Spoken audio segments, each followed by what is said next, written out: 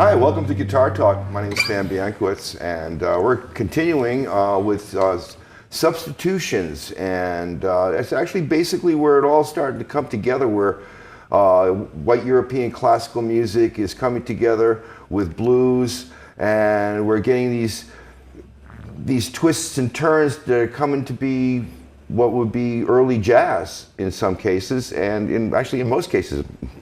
Yeah. To my right is the infamous Ken Unack. To my left is the infamous Mark Armstrong, and we're going to continue talking about that era and the substitution. And what did we just play? We played actually a major blues, basically a 12-bar blues with substitutions. Right. In the key of G. We call it Uptown in Blue, just for a name. All right. And I thought we would start with this because we talked about minor blues before, the blues being a dominant bass thing. But when you get up into the Chicago and then elements of jazz start entering, you can have blues in a major key.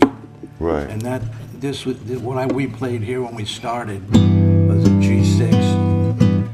And you can see it's a regular blues, got 4 bars based on G here. A little augmented chord going to a minor 6, to a minor 6. We're back to the G over B. And we're going to substitute some 2 5s here.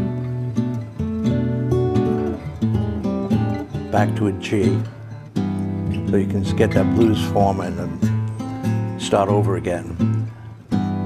So what I did was I put a little, to show you how you can utilize these. We haven't talked about how to utilize them like in acoustic blues. Right, right. You know, and it's something that you don't hear the early bluesmen doing, obviously. Right.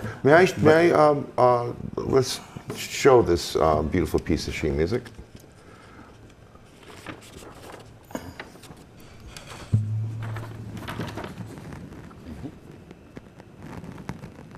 If we can zoom in a little. There we go. There we go. Detail. Details. This way you can stop and look at the changes. Now, is this what the same sheet that Mark has? Yes. Yes. Yes. Okay. So you got not only the melody, you also have the chords. Yes. Perfect. Okay. Put that back down. Okay. There is one thing different on your sheet. When I photocopied it, I didn't write in the turnaround, I think. Oh, no, it's on the next sheet. Oh. I just wrote turnaround. I didn't put one in there. Okay. Well, I got a turnaround. So okay. Okay. Well, I got one now. Okay. So, All right. all right. So where were we? We're going to go through some of the. I think what we should do is actually show some of the chord forms you're using while you're playing this. Do you want to play the melody one? You want me to play the melody once? For the song that you have here? Is that important? Well, we're going to play the whole thing. You know? Oh, okay. Yeah. Okay. Okay. So I just want to demo the changes All right. that you're. What I'm doing, Yeah. I'm using 3-note voicings. And a little while ago, I got interested in these 3-note voicings. Freddie Green used these type of voicings. Yeah. And I said, gee, they're nice. They can kind of, I got into them with fitting them over a standard blues, like in A here. There's a A7 3 notes. Right. Because I was thinking about accompanying someone. You know, Sure. what do you play? It's very difficult, actually, for 2 acoustic blues guitarists to play together, unless both of them know what they're doing, I think. Well, otherwise, one of them they're in each other's way, depending on. Well, playing with other instruments is like playing on a baseball team. You're playing second base, stay in your position. I'm playing first base, stay in my position. If it's time for me to play the melody, then it's time for me to play the melody and for the other person to back off. I think a lot of problems with modern music is everybody tends to want to turn up. It just keeps on wanting to be turned up and turned up. But when someone is playing the melodic line, it should be a balance, and the melodic line should stay on top of the music. But that's good musicianship when people understand that they should be not raising their volume when the person that's playing the melody can't get any louder. And by doing so, you also take away from their field of dynamics. They can't go down to a whisper, and they can't get louder.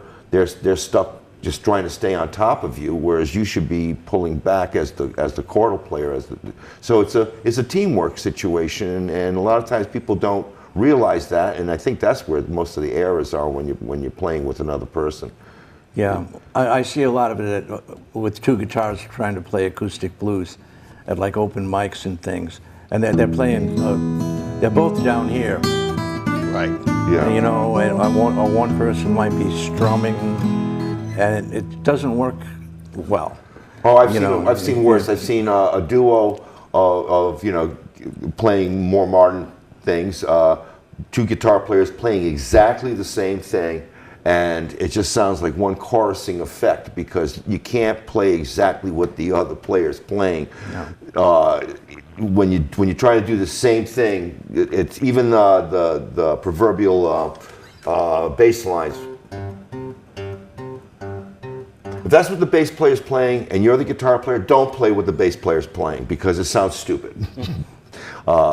You got to be doing something else. The Motown people, they'd have three guitar players, one playing in first position, one playing more in the middle of the neck, and one playing towards the top of the neck, usually the Telecaster player, creating these huge chords that they tried to keep in sync. But they did a job that was very difficult to do, like to actually physically play the same drum track that the other drummer's playing at the same time and on at the same time. That's truly a virtuoso in my mind as far as a musician is concerned. Well, that's Randy Rhoads. Yeah. He double-tracked every solo he played. Well, I remember that football, one of the Super Bowls, they had Madonna and what's his name, Green there, and they had this huge drum section, and they were so tight.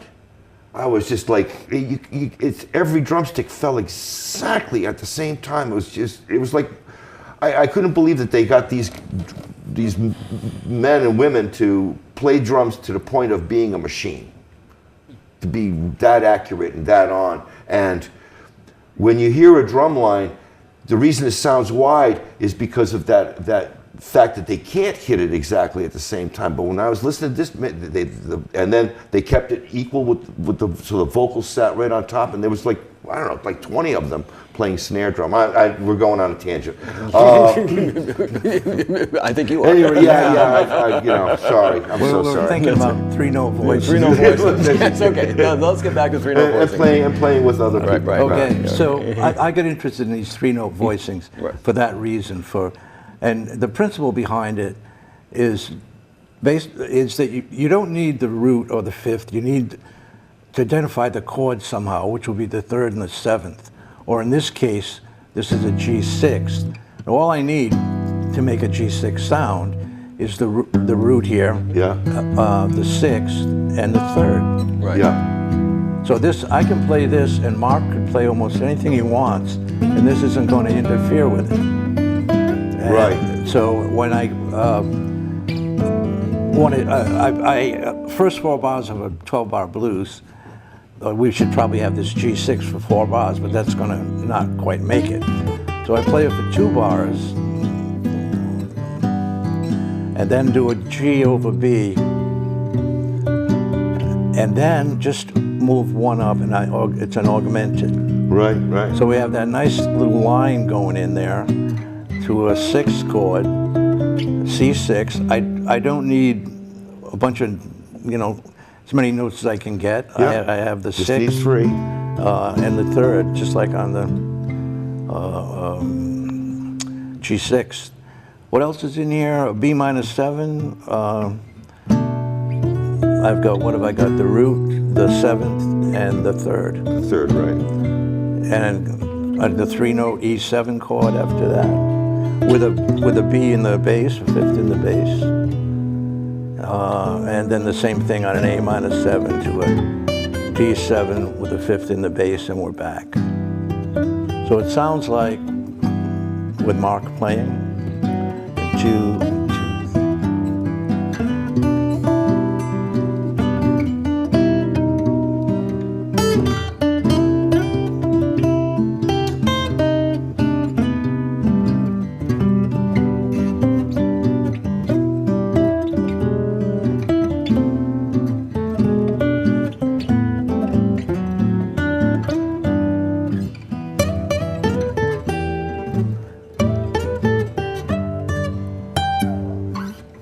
Something like that. Yeah. So essentially, he could actually add other chords or whatnot under there, and I'm not really in his way, no matter what he's Right. going to do. Now, what I was just doing there, I was playing almost exclusively major pentatonic. I was trying to avoid the blue notes in this case, because if I start putting the blue notes in, let's do that again, and I'll show you. I'm going to put the blue notes in this time, and it gives it a very different vibe, right? Okay. All right, so let's try that again. 4, 1.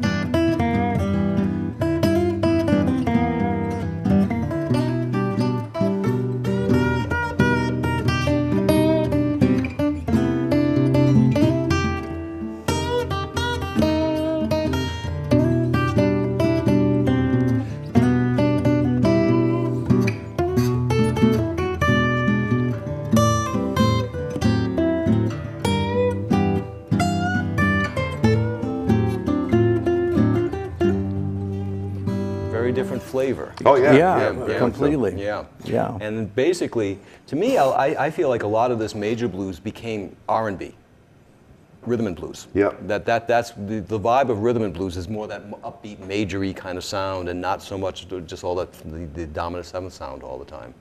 I think of James Brown, you know, a lot of major stuff. Yeah. Well, you know, even T-Bone Walker. Yep. You know, very Stormy Monday. Yep. You know. Yep. Yep. So I'm playing the major pentatonic there, you know, and then that one is basically the minor pentatonic up 3 frets. Right. Right. So if you play the minor pentatonic, I'm sorry, down 3 frets. I'm going backwards. So if you want to go down, so that's moving that same shape down 3 frets, and now it's going to be in G major. Right. Right. And that's the back and forth. Matter of fact, Clapton makes a solo use. I'm sure it was done before him. Is he just keeps he likes to go back and forth between major and minor. That's what he does in Crossroads a lot of. Yeah. Like he starts off.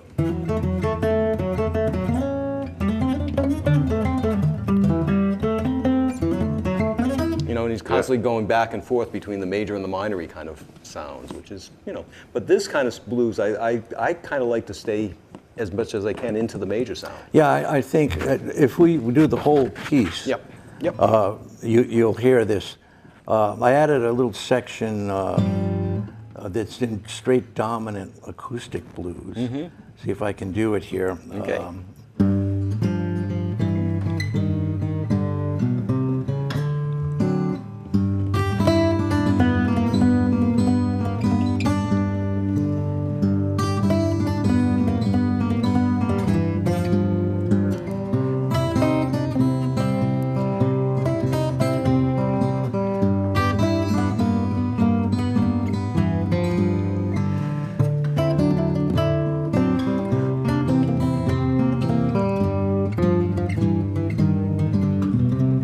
Now we're going to go.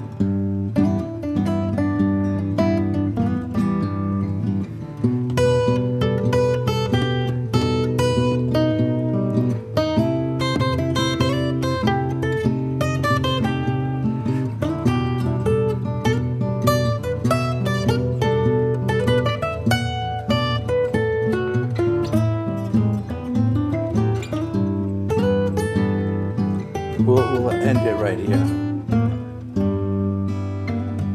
So we made that transition. Normally we'd go back and play another chorus of the acoustic part of it. But I think you can hear how you change the whole, not the feel really, Yep. but the mood, I guess. Can we try one little thing? Sure. If you can do this. Take the 3-6-2-5, the B minor 7, E minor, E7, A minor 7, D7, and stretch it out over 4 measures and eliminate the G over B that you go back to. You follow me? So when you come off the C minor, go straight to B minor 7 for a measure. then E7 for a measure, then A minor 7 for a measure, D7 measure. Stretch them out. So go. So from Let me s- get up to the beat. Yeah, yep. Yep. And then.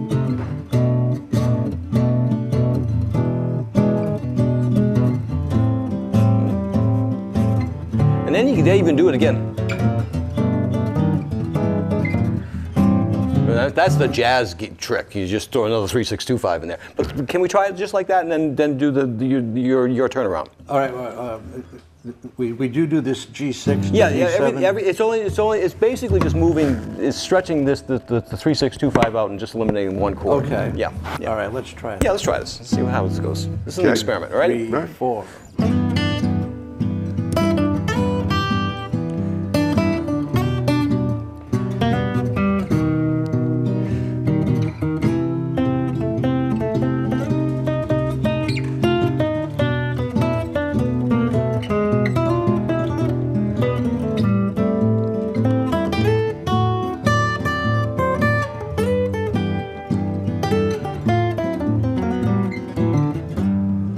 Yeah. And that's starting to bridge the gap into jazz. That's really starting to. Okay. Yeah. And it doesn't. So you get fewer endings there, fewer cadences. You know, it keeps rolling, more forward momentum with Right, that right. happening. You know.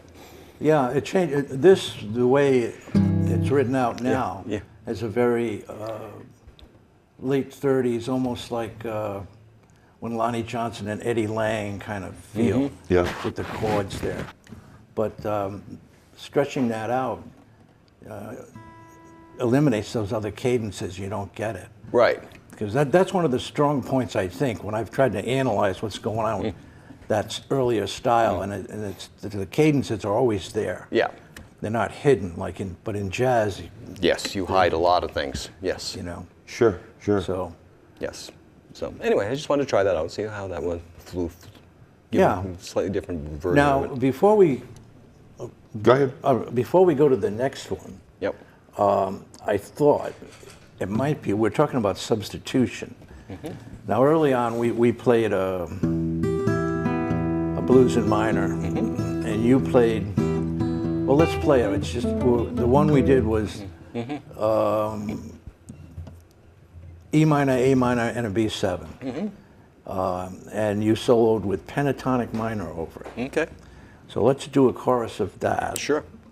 2, 3, 4.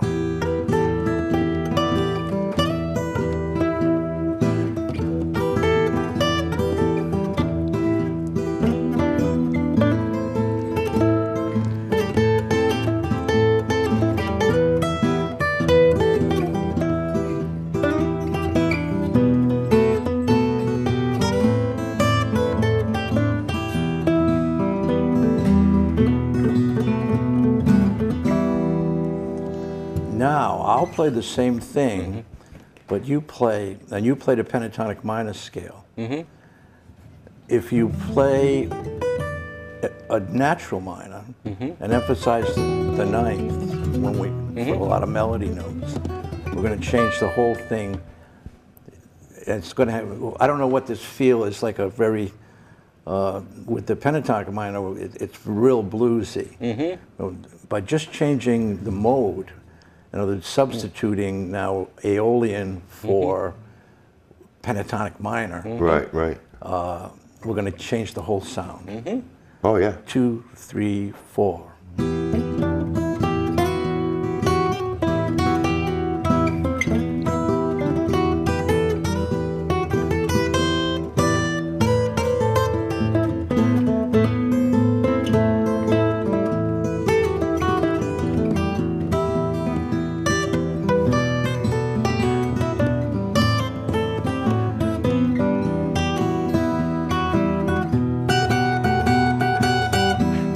See how it completely oh, yeah. changed? Yeah. Oh, yeah. Yeah. You get And started. we could do one more that's, I think, a little weird, but Okay. Okay.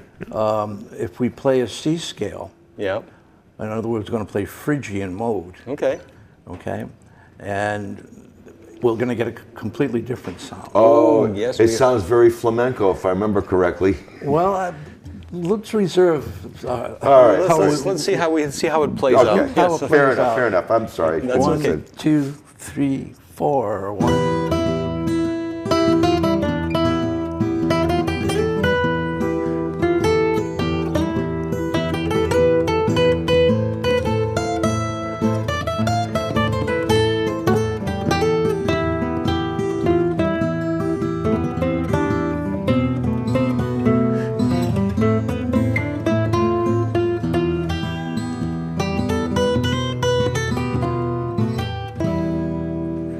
What do you think?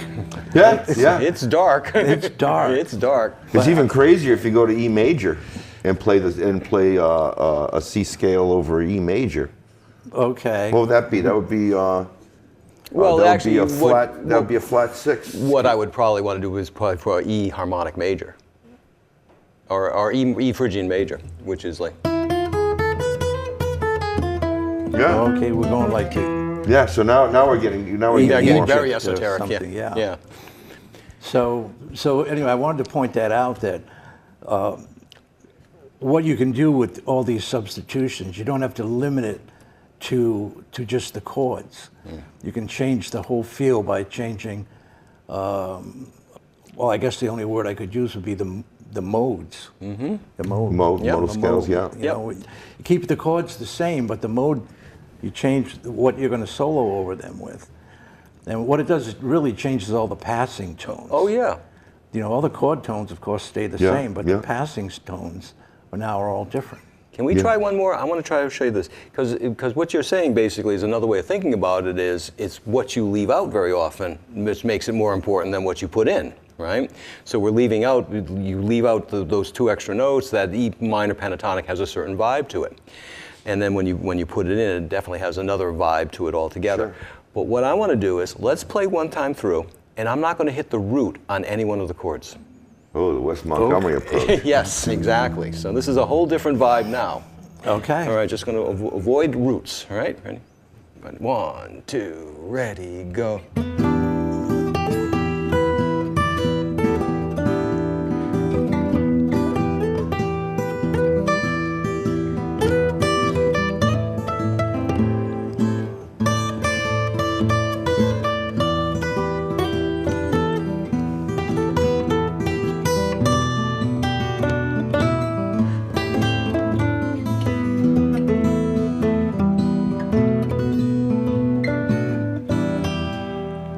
Now, can you eliminate root, 3rd, and 5 notes? Well, you're going to, yeah, I mean, of course you can. You can get down to you're eliminating all notes, but that's called when you're not good. No, no, it's but it's just an interesting experiment, and it's a good one to learn your scales really well. And it's the simplest note to leave out is the root, because that's the one you're paying attention to find usually the chords and the scales. Yeah. But then you learn how to not hit it. Then you learn how to make it melodic and work around it so it still sounds good but you never get to that resolution. But the thing is if you start doing that, at some point when you do play the resolution, it is going to be very satisfying. It's going to hit you, it's like, oh, that note, because the ear remembers, it hasn't heard any resolution. Yeah. When finally it hears that note resolved, it's going to be big, it's going to be very dramatic, Sure. Sure. So, anyway, fun things to do. And by avoiding the root or most of the resolving notes are going to the root or going to the 3rd or going to the 5th of the chord, because those are the most powerful notes in the chord, Right. in the triad. You can create a different triad by using the alternative notes, like in the case that you were talking about, but with the 6 but you did keep the 3rd in.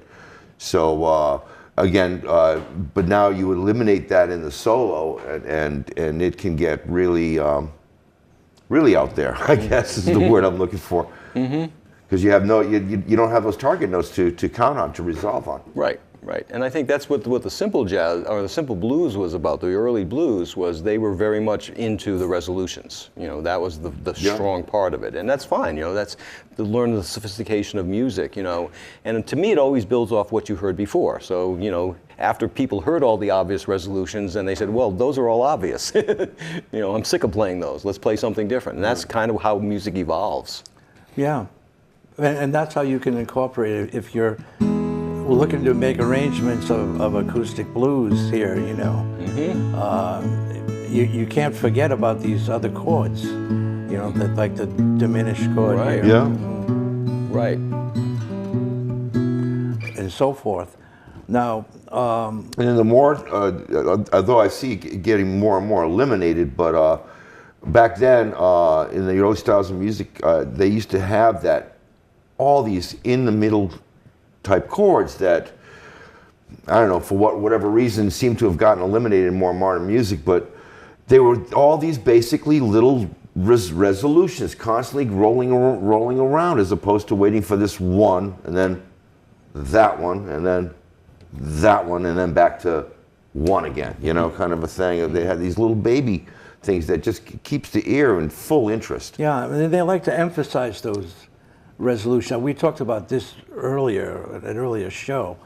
But if you open any blues book, the first thing they show a blues form in a 12-bar blues, and they say E7, and you know, and then A7.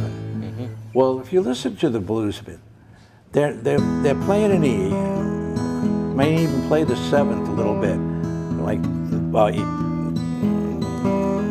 but right before they go to the 4 chord, the seventh becomes it's on the beat now. It's emphasized. Before that,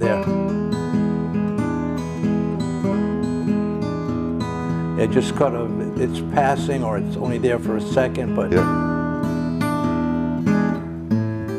and that's what gives it that part of that total strength by laying away from the seventh. Right.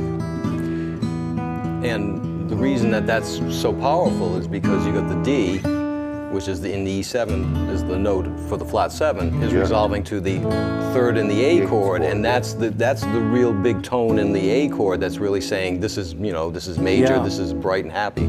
So yes, you're emphasizing that resolution. So in some ways, it's the way I think of the blues a lot of times is the first 3 measures are the 1 chord, or the E7 chord in this case, just as a color. But then in the 4th measure, it actually becomes what's called functional. That it's actually going to the A7. But before that, you don't anticipate the A7 in measure 3, or, well, to measure 2 is one of the ones that we do with the quick change. But you don't ever expect the 4 chord to happen in measure 3 or 4. Right, right. And so this is just hastening and pushing your ear even more toward that. Well, let's do a little playing to call out, because it looks like we're out of time. Okay. Yeah. And as these guys are playing, I'm going to wish you a nice day, and hopefully see you soon. We'll be continuing with the blues. Thanks for watching Guitar Talk. Take care.